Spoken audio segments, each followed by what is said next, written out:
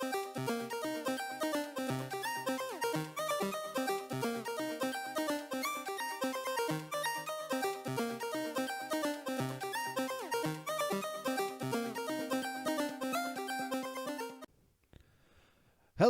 this is Vision Denial and Clearing Vision MSI 2022 post-Rumble stage. My name is Sam, and we've got over here our stat man, Connor. Hello. Josh couldn't join us today. He still hasn't caught up with all the games yet. That's totally fine. He still is beating both of us in predictions. That's pretty much it. He's still beating us in predictions. So for those who don't know, this channel is dedicated to international competition for League of Legends specifically. So we do a lot of coverage of playoffs, MSI, and Worlds.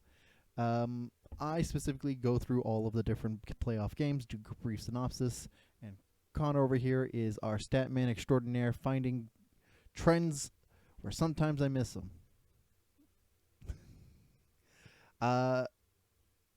Let's start with, how did you find the Rumble stage? Yeah, I thought it was definitely some good games. For all everyone's saying about, disliking the tournament formats or all of the issues they've had with ping and a lot of the discussion going around the tournament, the games themselves are actually, good quality League of Legends, as I was saying in our last video. Mm-hmm. I like the fact that we're seeing teams kind of have their own individual metas, and we're seeing different ways to play the game, kind of as I've said, and I think that still remains the case. Right. Coming through here.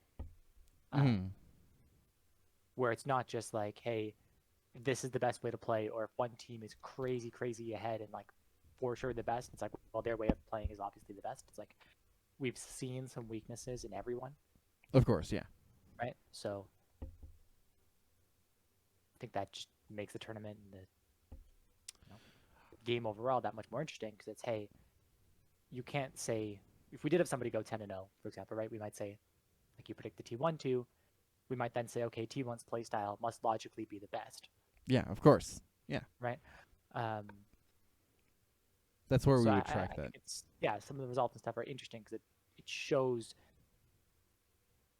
these different ways of playing the game, these different ways of handling things.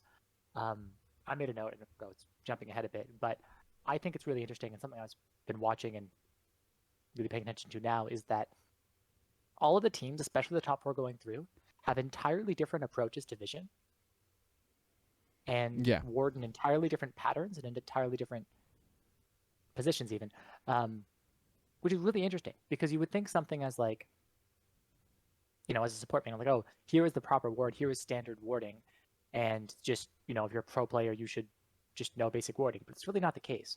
Yeah, right? Yeah, exactly. I actually have I do actually want to make a note of that as we're like doing a side-by-side comparison, because it's super interesting looking at some of the warding stats and like the things that it does mention and things that it does like omit primarily, right? Because like on a surface level, you look at things like, and I'm also going to jump ahead of the gun, like T1 overall has one of the worst vision applications. Like they have one of the lowest amount of wards placed overall.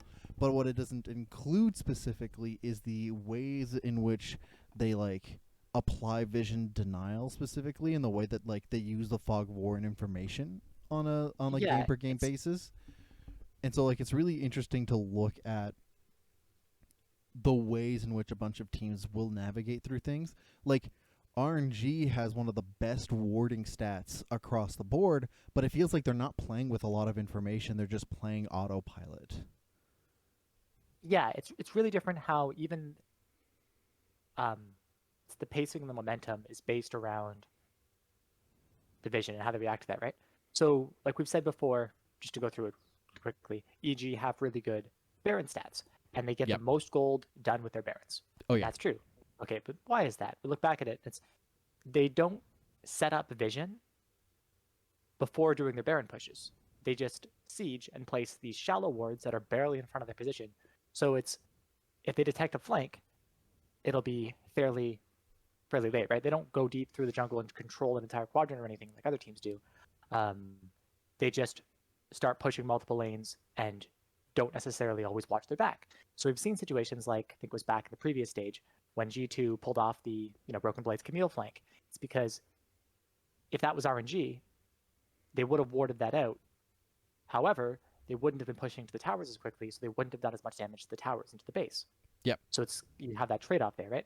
So it's interesting seeing that, whereas RNG kind of always sets up these lines. It's interesting to see. Like if RNG is going to push bot lane, right, which is over here, they're going to set up a line of wards, which basically creates a path for them to move along, right? So it's going to go basically from mid lane on an angle across. So basically they can tell if the opponent's going to pass over that line. You can see these kind of straight lines. Even in the early game, they'll set up these straight lines across the river where they can basically control the jungle entrances, right? Yeah. Whereas T1 is a cluster. It's interesting seeing this because T1 will specifically focus their warding. Like if Dragon and Baron and stuff aren't up and they're not specifically pushing a tower or something, T1 probably has next to no wards in the map. They ward specifically around objectives. And they do a great job at that. And that's, objectives are how you win. Objectives are obviously important. So, there's a lot to be said that's good about that. But at the same time, you'll see like if they're going to fight a dragon, T1 will have all of their wards right around dragon. So if the enemy team decides to all of a sudden cross map, we see a lot of the time. I was noticing in their losses specifically, they would set up all of their vision in one spot. Then the other team just decides to cross map them, and all of a sudden T1 has absolutely nothing defensively there, right? So now if they go to try to match that and try to fight that, they have no idea what's going on because they set up all of their wards specifically around the objective. I think it's a thing. The key word that comes up to me is information aggregation, primarily, right? Because like, what information is pertinent to you at any given point in time is relevant to the larger scope of your approach to the game, right? In which case, like, to me, RNG have some of the most inefficient vision approaches. It's sparse. It tends to be shallow. They have pretty decent vision denial overall, but what's the wording is because they're so spread out across the map, you tend to have less information overall on some movements, and you're more likely to get caught out in a situation.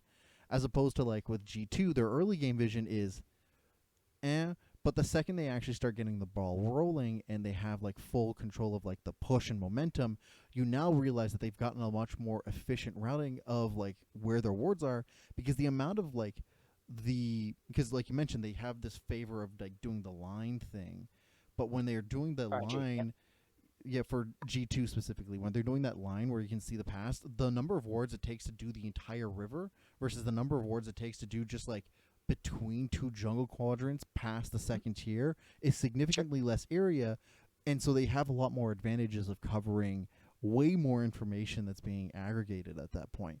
Like their playstyles, G2 and T1 specifically have playstyles of vision that benefit like snowballing. Like once you have the lead and a lot of gold, the vision that they apply is incredibly efficient.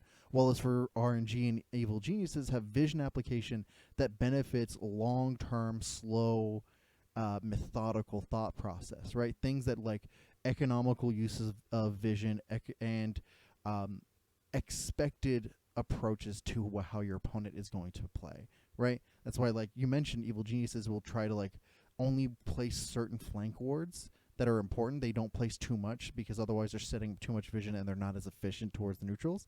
And that also has to do more with how they are expecting their opponents to play, right? Same thing with RNG, who places vision information based off of expected modes of play. They have very autopilot-like approaches to the game, which is why I think like the teams that have been facing off against each other stylistically are super interesting. And then G2, just get in, if you mention them, you'll see a lot of their wards, from what I've seen looking back at the maps and stuff, is that they're focusing their vision specifically around Caps and Yankos. Right? They're placing the wards defensively around mid lane. It's protect Caps, and then they're specifically, out of the main teams, the only ones who really focus on tracking the enemy jungler and placing these like single individual deep wards into the enemy jungle. right? Which is obviously quite good in the early game, but they'll run into these Do you mean track enemy jungler, mhm. defend mid jungle, right? So Do you it's mean consistently? Because T1 is also a purveyor of the single ward tracking thing, but I think it's mostly because Faker specifically has so many yeah, advantages winning on the laning phase to like place the tracking wards on a consistent basis. yeah. I think that's more of just a Faker likes to walk up to Raptors, Yeah. right? Enemy Raptors, place a ward over the wall, and that's like a go-to thing for him. So I don't think it's necessarily the team as a whole. It's just more Faker wards Raptors. But yeah, Carry has a lot of map movement across the board, but I think we're going to be starting to like move into like matchup situations. So before we go into matchups, did you have any thoughts regarding the Buffaloes and the Talons? Like any last thoughts regarding? I would say they're slow and yeah, disappointing, like ramp up to success. yeah. It's interesting because we saw PSG. Hanabi was always their bright spot, right? In this tournament, he played well. Their victories we saw were when their bot lane actually had a good game, Yep. right? It's when more than one player showed up. Um, I think PSG and EG, that was a really interesting matchup to me because they're the two teams who are doing similar things. They're trying to play team fight, and they're playing these big 5v5 reset and wombo combo comps Mm-hmm. consistently. Yes. G2 did that. Other teams have done that, but they're the ones trying to do that and going forward every single game, right? Yeah. I think the problem there is that they ended up losing early game in their laning stats versus the stronger teams, your G2, RNG, T1, right? Yeah. And that's ultimately what cost them. Um, but it's definitely interesting to see a full, that style of team because I think EG is probably the only full team fight team remaining, but we'll get into that in a second. Mm. I mean, I guess Buffalo's too. I mean the So yeah. a couple things like Beanjay, I noticed would hover his lanes a lot, Yep. and he would be specifically trying to save his mid laner. I didn't really like Froggy's tournament a lot of the time. I mean, a lot of the stuff he's doing is like, he lands some gold cards in TF and stuff. It's like, well, that's just like basic stuff, right? Um, they seem slightly disorganized was the only thing. Even Mm-hmm. when they were winning, you'll notice that what happens is a couple of them will engage, two or three, and for example, um, they'll have a couple players still getting to the fight a couple seconds late, and usually that costs them. Their victories were specifically when they, were able to win fights starting them 3v4. So I almost think if they can almost get on the same page more, we might see them stronger, maybe coming into like a Worlds or something. They are a relatively young team, but they're also still the only team that like had any sort of like success against the top team in Vietnam, right? And I think the last 2 days really showed specifically why they did, because there's an aspect of their play that is very much uh, they the most organized they looked is specifically in the first 10 minutes of the game, right? Yeah. Once they have that set up and they start going, the rest of it is just them having fun, which like is the best way that I can describe it because like the organization doesn't seem to be there, but they've gotten so much gold that a lot of them are just kind of like feeling themselves. They're like swagging a little bit. They're trying to like show off that they have this kind of like ability to pop off and get the kinds of kills that would usually win them in like scrimmages, right? Yep. I think it's the team that plays the most like their scrim selves over time. Yeah, it's just interesting how we'll see they play engage a lot, right? They're playing Yeah. things like the Lee Sin or the Nautilus, the Leona, the Wukong, and you'll often see they went in and there was that moment of hesitation for the rest of the team before they followed it up, which you specifically, for example, something that G2 doesn't do, which has been a problem sometimes. Like they'll just it might be a doomed fight, and maybe the other four people should have went like, actually, you know what, we don't win this, let's back off. But they're just like, you know what, we commit to this, and you Yeah. know. But usually, it's a general rule, even in solo queue, is if you know if you're starting a 5v5 and everyone's there, commit to it at that point, because it's better to commit than to be picked off, backing off. Yeah, it's better to play with your team than to just let people die one one at a time individually and just the lose a conga better line chance, of right? death. Yeah. So from here, we have our semifinals set up. The Royals, RNG, got the pick of the litter more than anything else because they lost only one game across the Rumble stage. No, they lost 2 games across the Rumble stage. And with it, they picked the only team that they didn't lose to amongst the 3 others' choices, and that was Evil Geniuses. So I wanted to talk about this matchup first. Let me just pull up my things here. So they picked Evil Geniuses to play off against them. And I think this is interesting because we were talking about how their vision approach, or at least their overall game plan approach, tends to be very similar. I've got a couple of things here. So I want to note that like their aggression, primarily, is, for those who don't know, but I've repeated this a whole bunch of times, RNG is not an early game team. Not by a stretch of the imagination, not at least in their region, right? That said, RNG has 81% of the first bloods for their team compared to Evil Geniuses. Regardless of the situation, RNG is still the more proactive of the 2 teams, right? These are still 2 very passive teams, but teams that still, like, one of them is going to be doing a lot more to set up their win conditions when it comes to the mid to late game situation. So like I've got things like their damage per minute stuff is not so bad, but like their kills are very similar.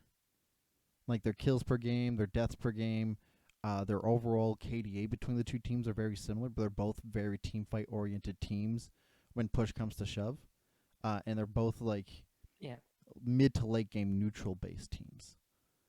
I mean, yeah, the RNG has like all of the least death numbers, but yeah, yeah. they don't die a lot. They don't take the risky plays, right, as often. Mm-hmm.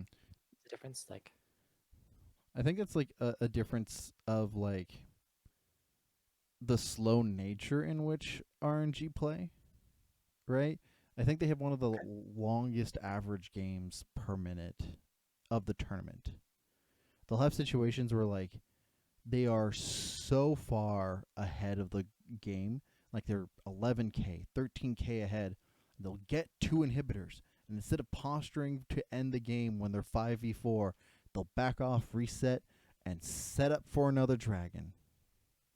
Yeah, exactly. That's what I meant by the vision thing too, right? As we're seeing, EG probably, you could argue, makes better on paper use of Barons than RNG.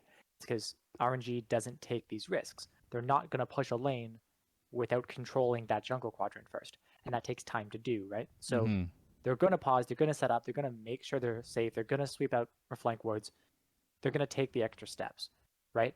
And a lot of the time, hey, that's the you could argue that's better. It's, they made sure things are good, they double checked, they made sure they're not getting flanked on, they watched for what the other team's trying to do. But at the same time, it does lead to the situation where it takes them longer to close games, and they're not getting the absolute most they could have out of things like Barons because they're being extra cautious. Yeah. So. It becomes super weird because I'm putting up the stats over here up front. Like you mentioned, like they take the time to clear their words.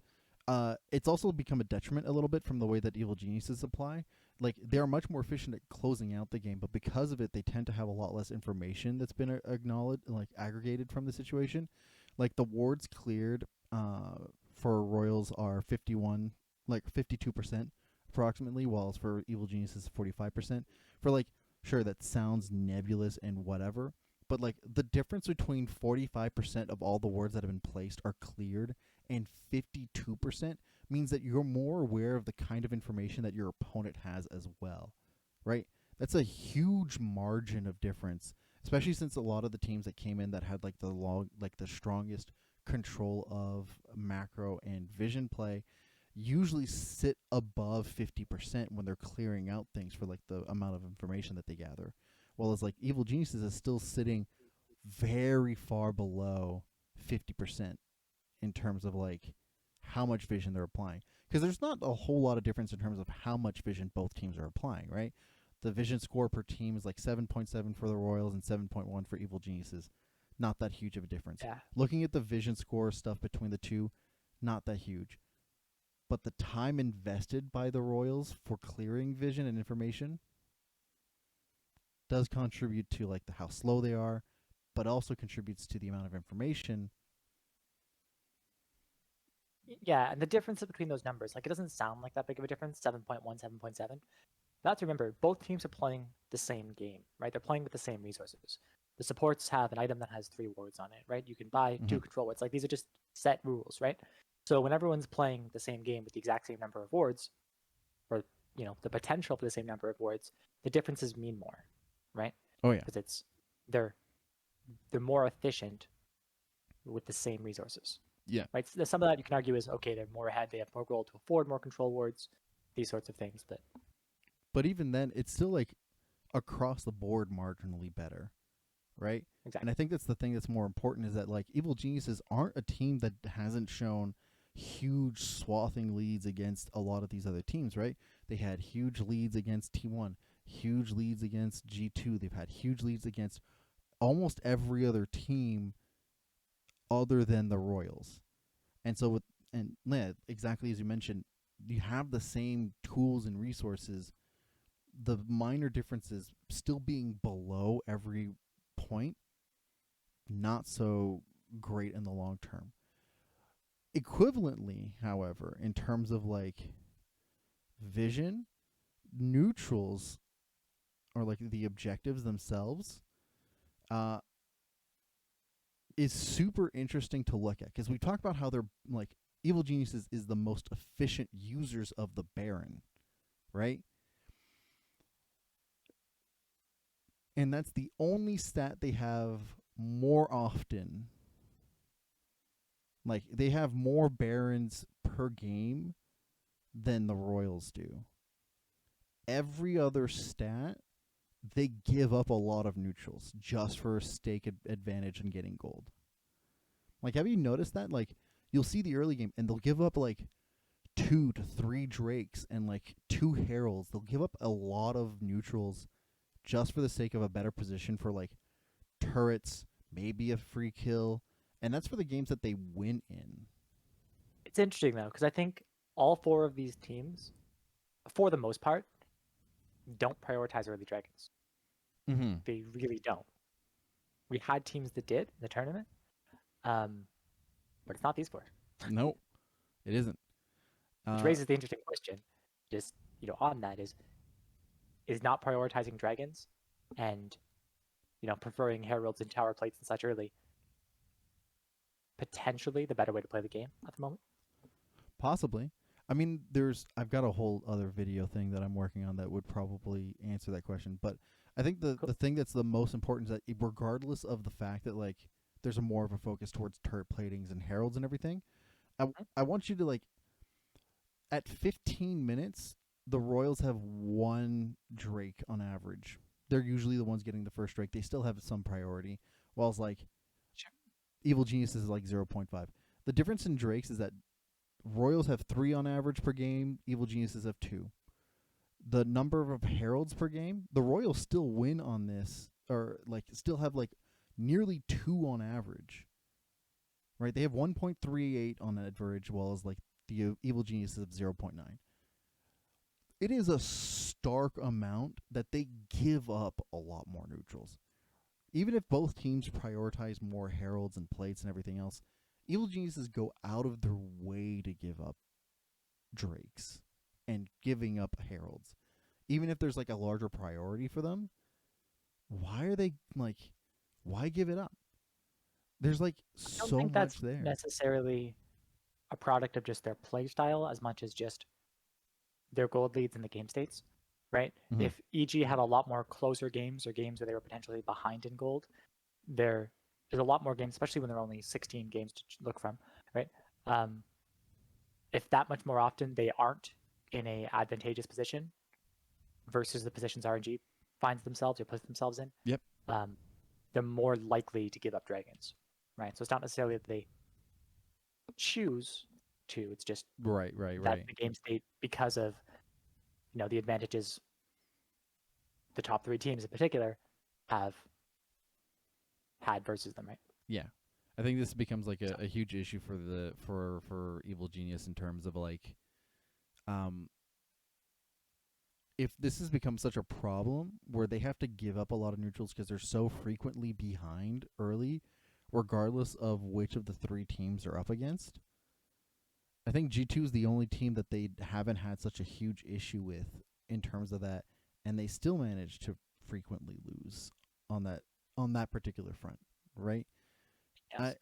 I'm a little concerned that they're not going to be able to like actually keep up or put like a dent in like how the Royals apply things.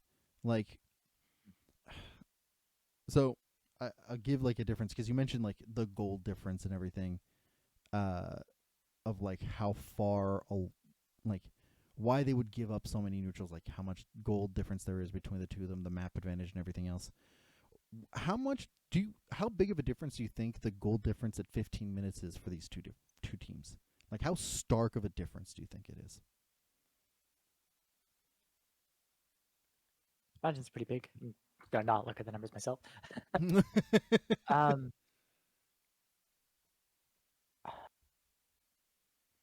I think EG's number would still be positive, if barely, just because of how big of a difference they had versus order and stuff, and those stats are still in there.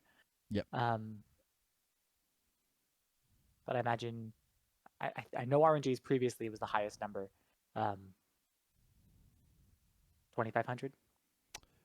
Royals are right now at 3,300 difference at 15 minutes, while Evil Geniuses are at 506. So That's 2,800. Pretty close. Yeah, that's huge. They win on like tower differentials. They win on like first turrets more frequently. They win on like just getting win rates ahead of 15 minutes. Like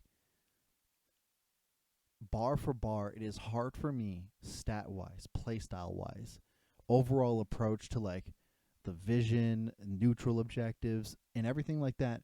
That unless late game somehow for 3 games in a row, the Royals just let Evil Geniuses walk through, take Baron, and roll over. I don't see how Evil Geniuses wins this series. Right? Like, this is probably the most open and shut, at least for me. Granted, our Josh here, the man who's got the best prediction rate, is touting that Evil Geniuses is going to win 3-2. I love the confidence. Uh, and honestly, he's been right for a lot more than we've had in terms of prediction. But best of fives tend to be a little less chaotic on things. Yeah. I'm personally of the favor that they're not going to win a single game out of this best of five. Just not just looking at the numbers, but also looking at the approach of the game. Both of these teams really take off 15 to 20 minutes into the game, and the Royals are just a better macro team mid to late game. Just the better late game team of the tournament. And if both teams really approach this in a similar way, like, what are your thoughts? So you have to look at this as, okay, how does EG win this, right? Mm-hmm. So we have to look at what they play and where they're coming from, right? So we've said that RNG closes out games slower. Yes. On average, right? They take more time, they set things up more, right? Also, Impact has had a great tournament. Mm-hmm. He's been doing well. So where they have the advantage is potentially top lane, right? So let's pick the Ornn, let's get that late game, and let's survive, right? Mm-hmm. And let's get to the point where those, those Ornn items and stuff start coming through and start to matter. And let's play the team fight that AZG's strength is playing the full 5v5 in the late game, right? Um, and let's, you know, go to the Jinx if you want, right? Like, let's play the scaling late game and hope that you can hold on till 30 minutes. And the other thing I think they might have a chance with is Inspired's look really good on Viego, which has been a contested pick. Yep. So I think Viego's going to be key for them. If they can set it up with things like on-click CC, like let's get a Twisted Fate or a Nautilus, and these kinds of things, and let's just focus on, right, it's been said a lot that you see these team comps where you get the Viego, and you just get them that first reset, because from there you can kind of snowball it, right? Yep. So let's get that on-click CC where we can just get a single target, focus them down, chain CC, get Viego that first reset, hopefully win a 5v4 team fight, right? So that's what we're looking at. It's, okay, let's pick a big tank line, get some scaling, let's survive till 30 minutes, you know.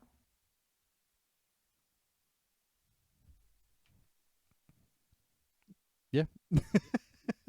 That's that.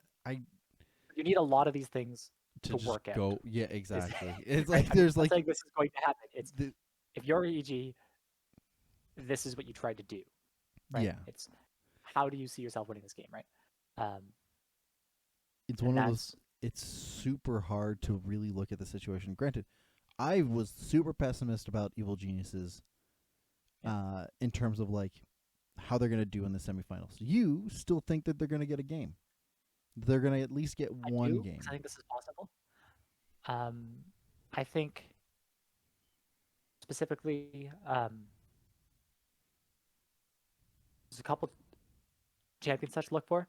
I think I'd keep an eye out on Ezreal, Viego, and Lee Sin Mm-hmm. as highly contested picks in this series. Um, I perhaps the Nautilus as well. I had to add one more. Um, The squishiest champ of the I would game. probably focus. I'd probably focus on like jungle first picks by these teams. I don't know if we'll see that, but I do agree with you on this one. I think the linchpin here is that Wei has been the weak link of the team, right? It's hard to really say that because like you mentioned in our yeah, previous podcast that like RNG was the consistent team, right? Even if we thought that they were the most consistent, we thought they would get third place because of the consistency, but they're first place because of it as well, right? It's hard to look and see at any of these players and really find what avenue to attack in, right? You, Xiao, who doesn't yeah. seem to be faltering anytime soon, right? Spring season's his season. Uh, Bin has been on equal footing to Impact, and Zeus. He's been trading back and Uh, forth between them. I don't know. I would say Bin is the weak link where you attack, partially only because Impact is the strongest player on EG as well, right? Mm. Bin does have the most deaths of anyone on RNG. He has the lowest kill participation. He's by himself the most often, right? He's only at 45.7% kill participation, which Which is is pretty low even for low top laner. even for top laners, yeah. Yep, exactly. Um, he's the only player on RNG who has similar deaths to kills. Yeah. um, right? And because that is EG's strength, right? Because Impact is probably the only one where they can specifically win that lane, especially in the early game. So I'd focus top lane. I know I said focus top lane and then I said play Ornn at the same time. I do think if they're going So, to focus top but lane, they're likely going to be focusing on getting Gangplanks or yeah, Gwen's. Like, I think that's going to that's be a the possibility. future matchup that's going to Yeah, come in through. I think that's a harder way to win. Mm-hmm. But yes, at the same time, we could see if Impact gets that Tryndamere game, for example, and they just play split push and they get a really fed Tryndamere, like that's a possibility. But I think that's a much harder game to win versus RNG because they are so specifically good at controlling areas of the map and setting up vision. I think they're really going to be able to know how to play around and how to shut down these kind of split push comps and stuff. Oh, yeah. I feel like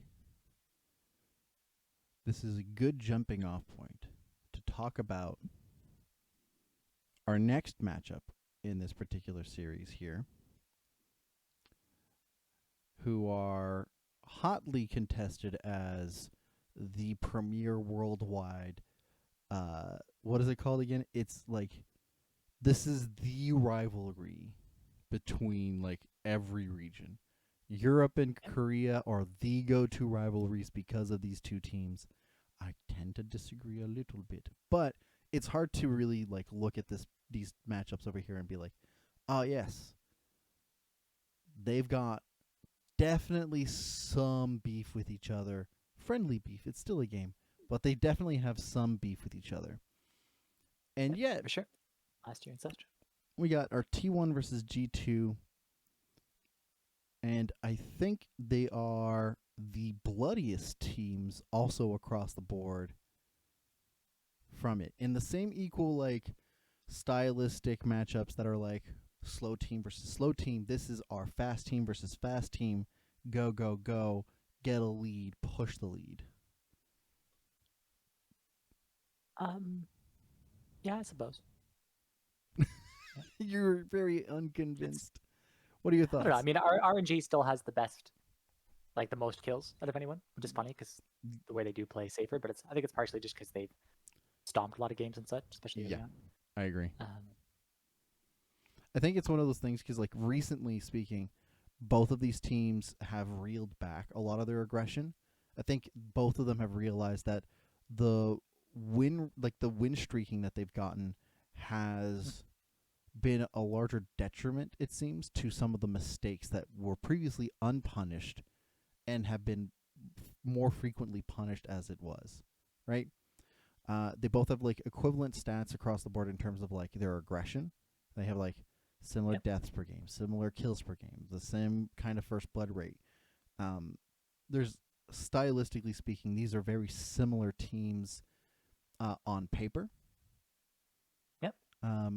And at the same time, because of it, when they lose spectacularly. Right? It's really hard to like how do I word this? It's hard to look at these teams here and think, "Oh, cool. When they win ahead, they look clean as heck," right? But they look incredibly sloppy as well when behind. And I think it's because the playstyle that they lend towards benefits the most from having a large gold lead, in which we don't see some of the minor nuances of like what's missing, what are they lacking in primarily. Yeah, because it's talked about a lot when it says, especially Caps in solo queue, he dies more than anyone. He'll have like 10 death games constantly because it's more just his playstyles. He's still going to, he's always going to try to win the game. He's always going to try to make the play, even when he's behind. So it does get these situations where, he's going to die a lot because he's trying to do things that have a chance at getting the game back, right? But when you're behind and it fails more, I do think, though, this is for sure the most interesting series we've had, probably worldwide, when it comes to the draft and the matchups. And I'm really excited for these drafts because these are the players who've been all over the place. They've played different styles of team comps. They've tried different things, right? We start looking at these, support matches. Especially you get to situations where it's like, is Pike a contested pick? Yes, which 100%. you really wouldn't say, right? Looking at it from that perspective, though, I think if I'm G2, who are probably the underdogs going into this, what I'd want to do is just shut down Faker because he's been the least flexible player on T1 so far. He's only played 5 champions. You do get 5 bans. Right? It's like, don't give him the Ari, don't give him the LeBlanc. If you want to ban Silas or Twisted Fate as well, go for it, right? Like, and because Caps can, play at his level, this is Faker we're talking about, but right, we've seen Caps at his best. Don't give him what he wants to play. Force him onto his, kind of B tier. Obviously, Faker can play more than 5 champions. He can play like everything, but, make him pull something else out that maybe he hasn't played as much recently, right? That's a lot of resources to put into Faker. He's had, because like given the context of the meta currently, The big Yes. five right now are you got your Wukong, your Ahri, LeBlanc, Gwen, and Lucian. Do you, given the fact that they've got side selection for game one on T1, G2 is likely going to be on the red side, Yep. right? Do you think that they're going to drop Wukong, of all things, to T1, or even Lucian just to gain more priority on a matchup that Faker may be slightly more uncomfortable with?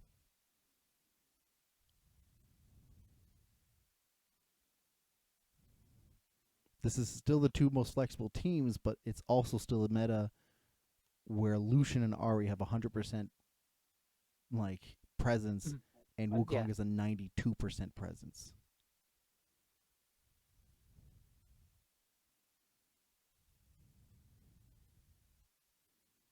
Yeah, I think so. Because you try to leave, if you're on red side, right, you're either trying to ban everything you can as the top picks, or leave enough open that even if they get something really strong, you get two things out of it, right?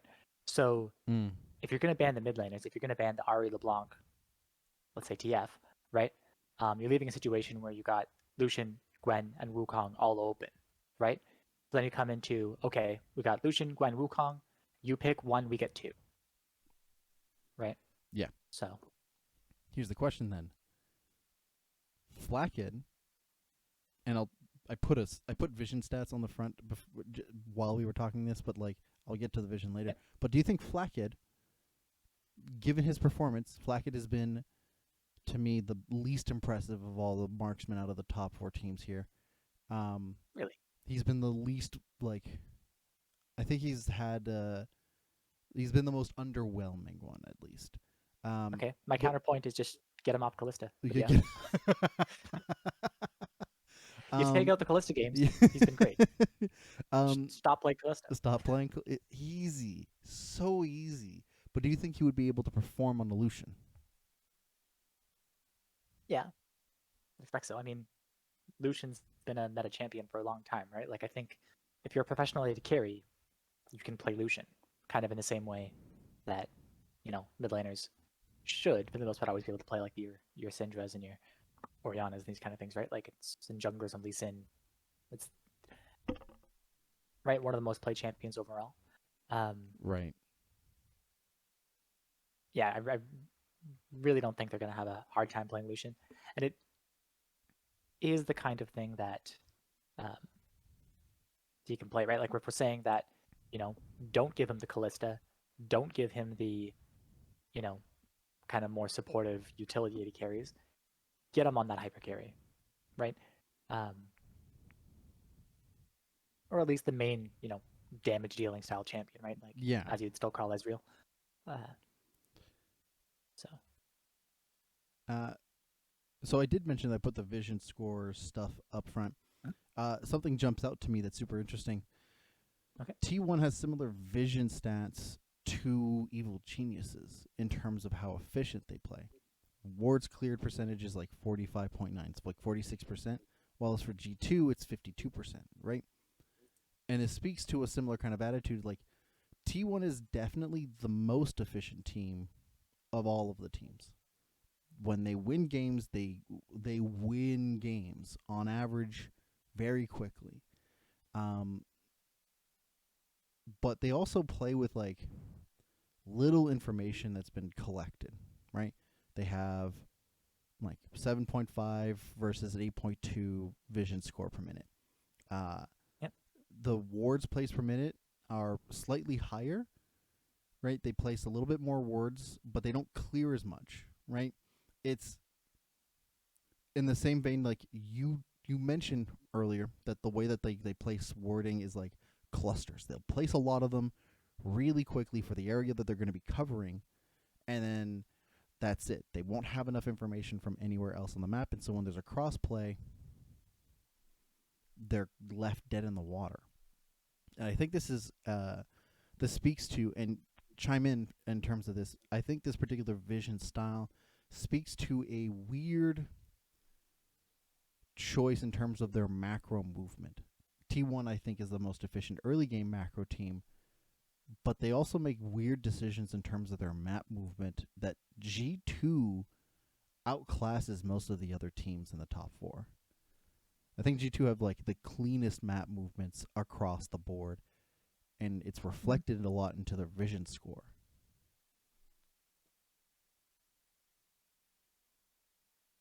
I mean, I suppose. I mean,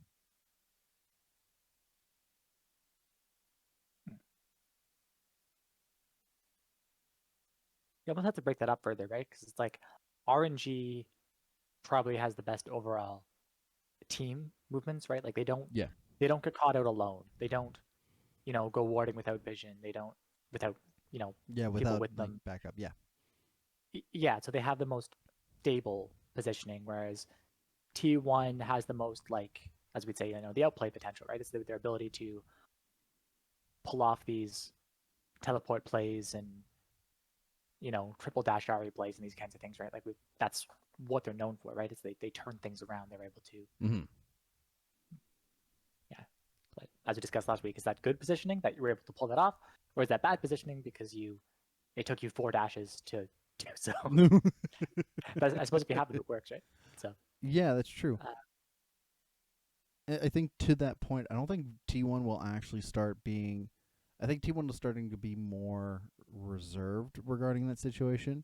Like the same kind of positional mistakes in the last 2 days of the Rumble stage were few and far between compared to like the beginning of group stages where they had so many positional mistakes, but they got away with it because they were like the better team bar for bar. Like they could get away with these outplays that were crazy. Like Faker gets caught, doesn't matter. He got away with a flash and a couple of dashes. Whoa. And then Evil Geniuses comes by and curve stomps their entire early game. And they're like, wait, we probably should reconsider the way that we play our entire setup here.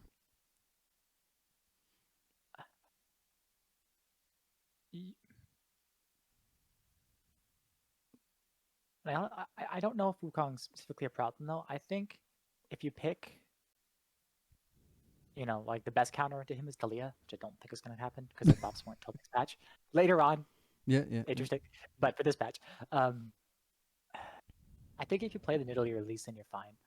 And I know those are the two champions where it's like, do you really Nidalee or Lee Sin, really? But it kind of works just specifically because Nidalee is able to out-farm him and keep tabs on him because you gain vision, right?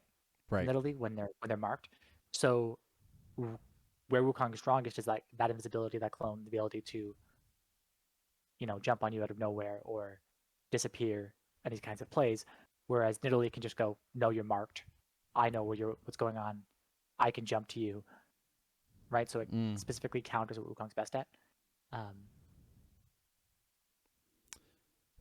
And only because G2 is the team that plays Nidalee that's probably the best at it. I don't think I'd want to see it out of anyone else, but Jankos is very well known for his Nidalee, right? And they have played these team comps around them. He's very well memed for his Nidalee. But yes, you're correct.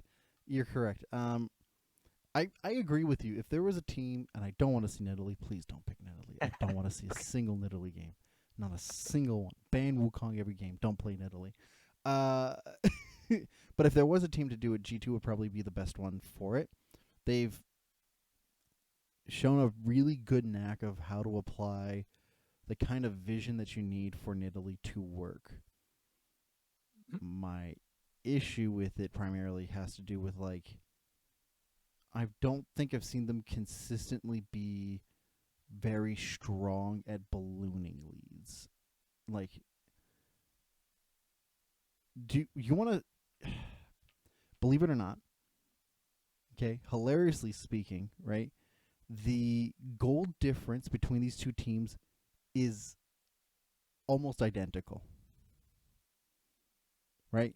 G2 has a smart understanding of how to apply their win condition, but they don't balloon their win condition very frequently. They hold control of it, but they don't really balloon it very efficiently. To give perspective here, it's like 3,800 for T1, 500 for G2, right? Yep.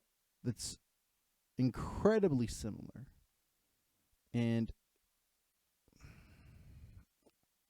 in the same vein, like T1 gets first turret more often, but that's T1. Uh, Yep. if I wanted to see Nidalee out of G2, I would have loved to see them do it earlier in the tournament, right? More often earlier in the tournament. Against Yeah. T1, I don't think it would fly as well. I don't think early game strategies is the way to go for T1 or for G2. If G2 is Yeah. going to attack an avenue against T1, it has to be in the mid to late game where T1 looks the weakest, and you have to really apply like a lot of guard and buffers in a draft that like really survives early aggression. Yeah. Other thing I want to say, we've seen a lot of these like support tanks, the Leona, the Nautilus, and stuff, Mm-hmm. being the only front line on the team, and that seems to be the most common team comp coming into Mm-hmm. a lot of it, right? We see a lot of these maybe bruiser fighter type jungle top laners, but you'll see like the Leona is the primary engage main front line kind of thing a lot, right? Yeah. I don't want to see that out of G2 specifically because they've done it, and I don't think that like Targamas's Nautilus games or anything were like them at their best. Weirdly enough, it's Broken Plate has been really, really good on tanks. Mm-hmm. Give them the Scion, give them the Scion and the Ornn. And Targamas has looked best on these, non-tank Options. supports, right? Give them the Pike, right? If you're gonna get a Even Wukong and a Gwen, right? just do some support in top lane. Like, even put tanks on Yankos, right? Like, Possibly, there's like a variety of options, but I agree with you. Targamas should definitely be given priority on more flexible support options. Yeah. Because the alternative is, a lackluster look of like, because I don't want to say he's not like a bad player by any means. Like, he's got a lot of really interesting roam timings. He's got a very solid understanding of when to start a fight and when to engage things. Yep. I think it's just his main positioning benefits from like champions like the Pike you mentioned, right?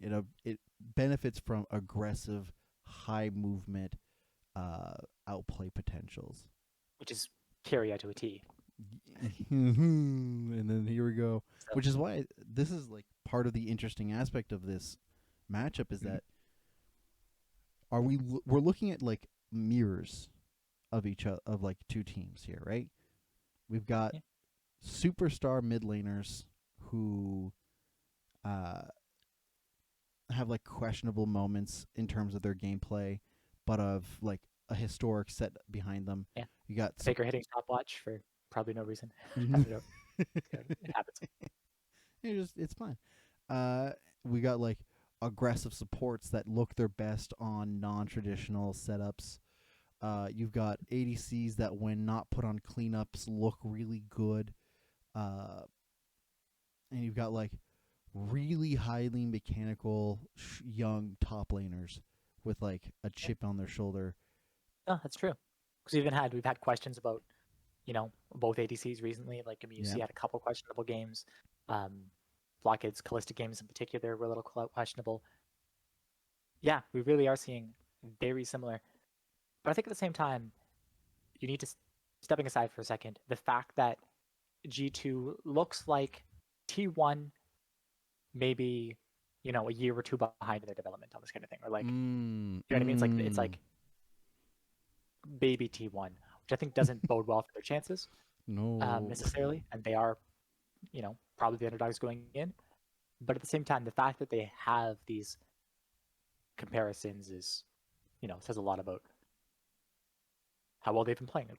Yes. Right. So. Just like a quick stat ahead of time, just also to compare the two. G2 have a lot more focus towards dragons than T1 does, whilst T1 has a lot more success with heralds. Both of them have very similar stats regarding barons.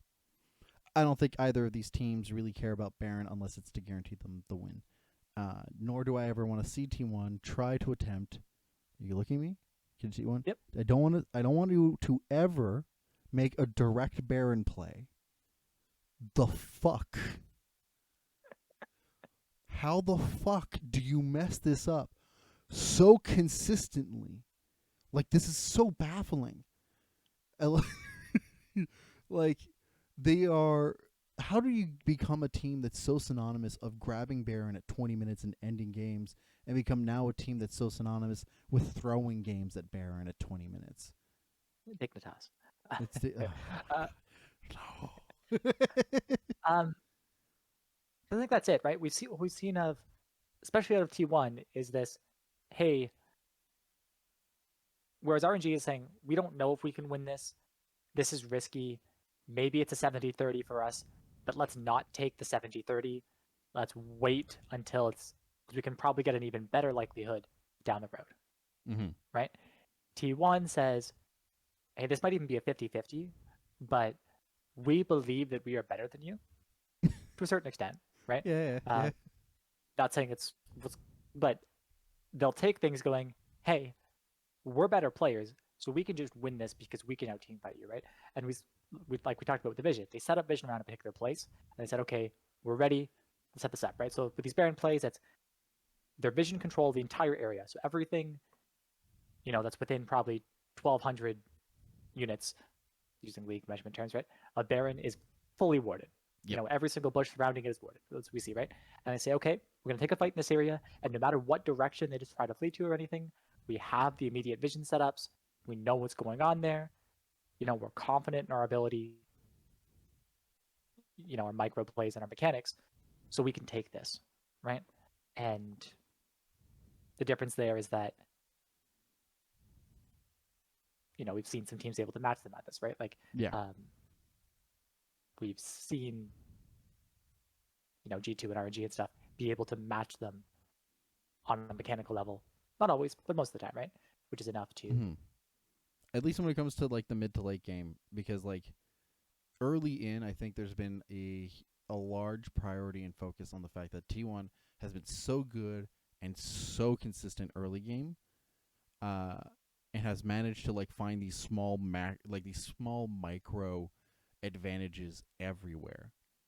Yeah, that laning don't apply when it comes to the mid to late game, and some of the coordination is equal to, if not better, in some instances from other teams. Yep. And so, like, I think the times where, like, T1 clearly showed that they had learned from their mistakes are the ones where, like, they made plays that would be similar, just not at the Baron pit. They did so in avenues that were more advantageous to the way their draft works. And I don't want to see a series like this be panned out by G2 waiting for them to mess up at Baron. I don't think that's G2's MO. Nor do I think they'd feel good about winning that way. Nor do I think T1 would feel good about losing that way. But if there is a way that I think G2 is going to win overall, personally, because you put into your prediction you think G2 is going to edge it out 3-2 in your predictions. Are you changing your mind on that? You seem very hesitant previously. I think this series is a hard call, right? Yeah, at the end of the day, both teams are fully capable of winning games against the other. Yeah. Right? And both teams, at their best, are fairly unstoppable. And both teams, at their worst, are questionable. These are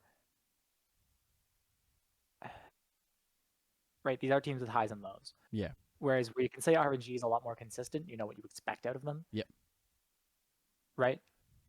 Whereas RNG, let's say, stupid number, right? If RNG is at a constant 9.5 out of 10, like they're just super good and they just maintain that, these are the teams that occasionally they hit the 10 out of 10 fairly often, and they're able to just be, like I said, absolutely unstoppable. But then they have weak games. Yeah. And you're like, where did this come from?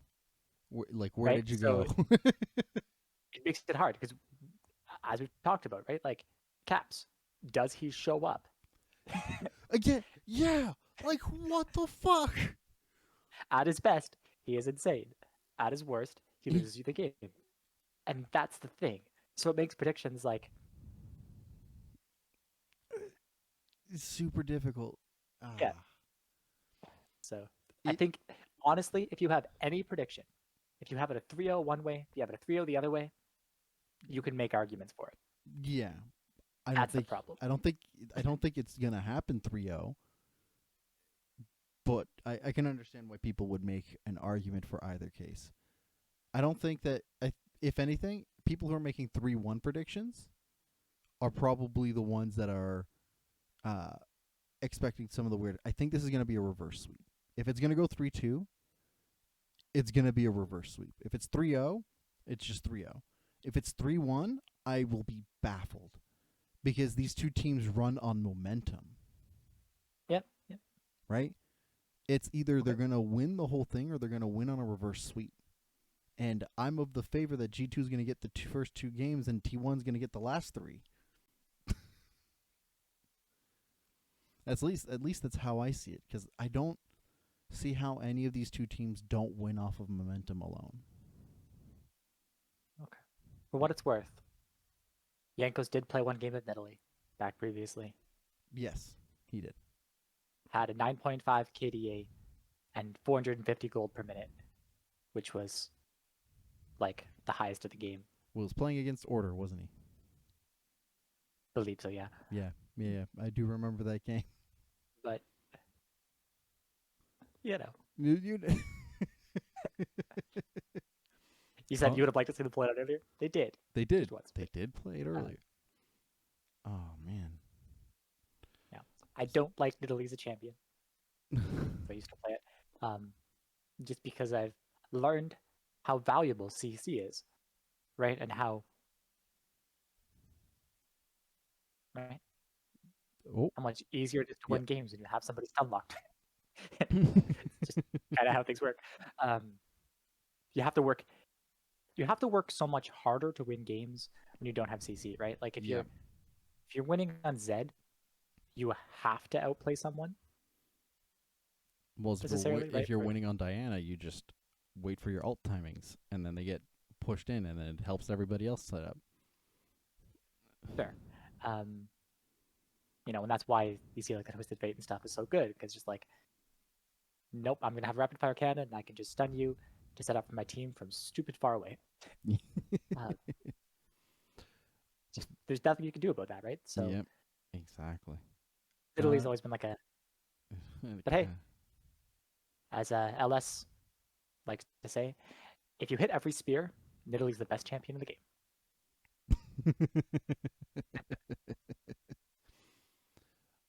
Fair statement. Max range spears do. They do massive damage. Yep. From this, now we've got the cover from the 2 different things, right? You're the only one out of the 3 of us that predicted the Royals to win. Josh and I both predicted T1 to win the whole thing. Still, right? I believe you were in agreement with me earlier in terms of like expecting T1 to just like take this all the way, no questions asked. And I'm guessing throughout the last couple of days from the Rumble stage that there's been like a lot of questions for it. What to you eggs RNG, even over G2, right? Because G2 and T1 being so super similar, what do you think the consistency is now enough for you to think that they're going to take it out and like bring it all the way? I think so. Mm-hmm.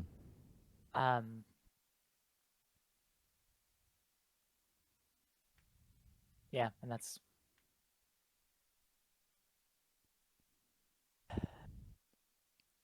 it's difficult, right? Because if T1 fully shows up, they are fully capable of winning that series. Easily. Right, RNG, you know what to expect from. They did split that series 1-1. The way they split that series was interesting. Yeah. Because the first game, it was like both of the teams playing standard. The second time, they switched positions. RNG had the early game lead and looked more like T1. and then like T1 just turned around at the 20-minute mark and was outplaying them macro wise. It was very bizarre, Twilight Zone esque.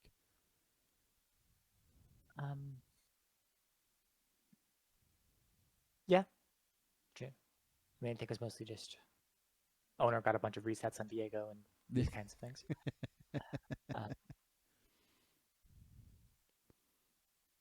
Part of why that's super so good going contested. in. Yeah. I don't know. I One thing I found weird is in that both of those games, uh, neither side banned a single mid lane champion. So I think they're just. It's interesting to see that they're basically just handshaking the. Mid You can pick lane. whatever you want. You can have Ari if you want Faker. We can, whatever. We don't care. So, like I said, personally, I think the way to beat T1 is don't give Faker the Ari LeBlanc Twisted Fate. Like, make him play something else. He'd look great on Silas and stuff too, but like, at least force him off of it. Whereas, make him play Zoe, and then we can beat him. yeah, so it's interesting to see RNG specifically trying to focus jungle. I mean, the game they won, they did force him onto Volibear. There's so many other picks. He didn't have to pick Volibear. From this, ban. Yeah. From this, Nocturne, Diego, Lee Sin, Wukong, right? 4 jungle bans, and then picked Xin Zhao. So he was forced kind of down to 2. From this, also, I want your thoughts because it's been the same top 5 that have been like across the board, right? Gwen and LeBlanc have switched places over time, but like it's still the Ahri, the Lucian, the Wukong, the Gwen, and LeBlanc. Yep. Do you think at any point Ahri will be dropped from any particular game? And do you think Lucian will ever be let go out of the ban phase in any particular game? I think I already mentioned if you're, if I'm G2, I drop the Lucian ban. Do I expect it? Hard to say. I mean, I think a lot of us are, as a viewer, like we don't see scrims and stuff, right? Like I think Lucian, Nami, and stuff is probably just destroying people in scrims, and that's why we're seeing these teams going like, okay, nope, that's not happening. So, as an outsider, you're kind of like a lot of us are going, is Lucian really the best champ in the game? Like, really? I play a lot of Nami, so I get it. It was let in for 3 games, and then they were like, that's enough. We got the idea. Yeah. It's the burst is a little disgusting. But I think given how like Faker in particular and stuff just loves the Ahri, and that outplay potential you do have on the champion, the safety, the ability to set up the charm into Everfrost, really good. It's Everfrost in particular is why we're seeing the champions with multiple chain CCs. Yeah, it's interesting how a lot of the top mid lane champions are all Everfrost based. Yep. Right? We're not seeing the magic pen builds that were, Ludens was always the best item for mages previous years and stuff, right? So it's interesting to see these like Everfrost metas, but it kind of makes sense. Just talking about the CC like that, setting up the chains, the ability to self chain is just so strong. You're not really seeing people running cleanse or anything in the mid lane, right? You kind of teleports to go to these kind of things, right? Yeah, exactly. So, yeah, I think the Ahri keeps up. The Gwen keeps up. Maybe the Wukong and Lucian get dropped enough to at least see some play. But I think the Viego is contested every single game. Yeah, like do you think like and this is more of a conversation for both series, right? For all 3 series, like do you think there's ever going to be a game where Ahri is dropped, not even picked or banned? No, right? Like how do you? There's just too much utility that comes out of it with the Everfrost, the dashes, the charms. There's a lot of zone control that comes out of that. It's very hard to approach anything. Do you think there's going to be less of a priority on LeBlanc, though?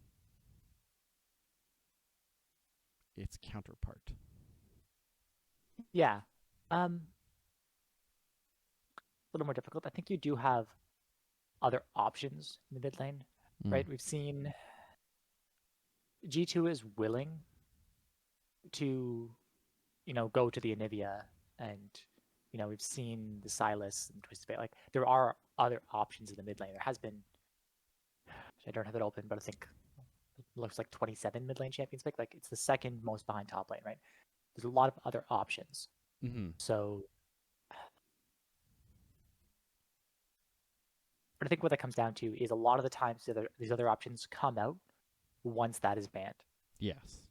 Right. When we've seen this is because we've seen between both teams the Ari LeBlanc Twisted Fate bans that then force these kind of things out. So. Oh yeah. Yeah, I expect to see other stuff, but partially because it's either picked or banned. So at least 90% of the time. There's a possibility we see maybe like both if one team picks Ari and one team picks a Gwen and rotates it to mid lane early on in the draft or something, right? I don't want to see that again. Please no. Especially not from G2. No. Don't do that. Please no. I don't know why they did the roam top thing. That was so stupid. I know they won at the end of the day, but like that's so risky. I think that's everything that we can cover quickly, and by quickly I mean within an hour and 15 minutes. In terms of everything. For those watching, what are your thoughts down below? Who do you think is going to win the whole thing? Anything new about the trends that are going on? Do you think there's going to be a surprise pick? Anything and everything between. Would love to hear your thoughts in the comments down below. I'll be covering the next 3 days in terms of everything. We may have a little bit of a one-off afterwards when everything is done. We'll see. But otherwise, my name's been Sam. He's Connor. We appreciate everyone who watches. If you enjoy this content, like and subscribe. And we'll likely see you all next time. Hopefully. Bye. Take care.